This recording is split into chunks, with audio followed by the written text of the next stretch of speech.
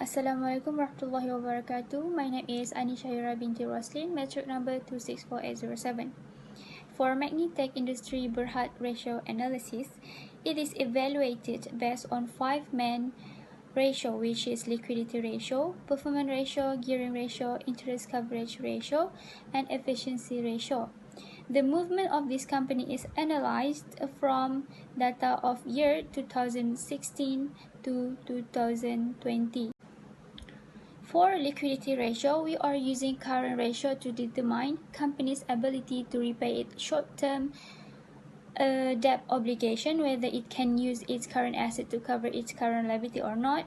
Based on the graph, a current ratio show up and down pattern, which happened due to the fall in asset prices toward the recession started at the end of the year 2019. However, this company remained more than 1.0, resulting in the number of times the company can pay its current obligation with its current assets and still acceptable. Next, performance ratio. Based on the graph, a sales growth shows the increase and decrease for a company based on year. In the box, the highest sales growth is in 2017. Magnitech Industry Berhad shows negative sales in 2018 and 2019. These are significantly because of the closure of the SIPP manufacturing business. However, this company is gaining positive sales growth in 2020 due to the growing requirement of automotive and increasing demand for plastic packaging during pandemic COVID-19. The highest return on assets is in 2017 too. That shows more assets efficiency. Magnitech Industry Berhad shows a decreasing pattern in 2019 and in 2017 until 2020. However, this company remained an assets efficiency company despite the ups and downs, due to the non-current assets held for sales relates to the assets of SIPP, which the management had decided to close down its manufacturing business in 2017. The ratio is indicated based on the shareholder equity and net income.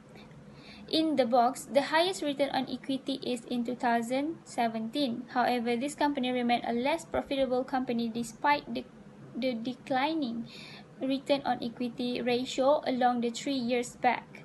This may be due to the up and down net income through the years with inclining shareholders' equity. Next, gearing ratio. Based on the graph, the highest gearing ratio is in 2016, but declining on 2017 and 2018. And it's kept growing on 2019 to 2020. This may be due to the up and down in total liability through the years with inclining shareholder equity, which indicate the company is considered high leverage or geared. Also means the company will face greater financial risk if it does not take well control over the liabilities. In the box, the highest interest coverage ratio is in year 2017. This year indicates better financial health, which means the company is able to meet its interest obligation than operating income.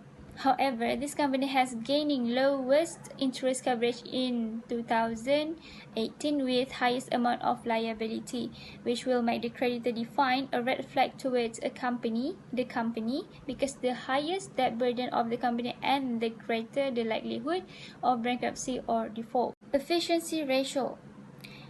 The ratio used to measure company ability to use its assets and manage its liability effectively. First, average payment period show the increase and decrease for a company based on the year. In the box, average payment period through 5 years is 70 days for company payback their account payable, which indicates the company has a shorter payment period than the standard credit terms, indicating has ability to make immediate payment to creditors, which they have no problem on paying back all their liabilities. In the box, the highest asset to turnover ratio is in year 2017 too.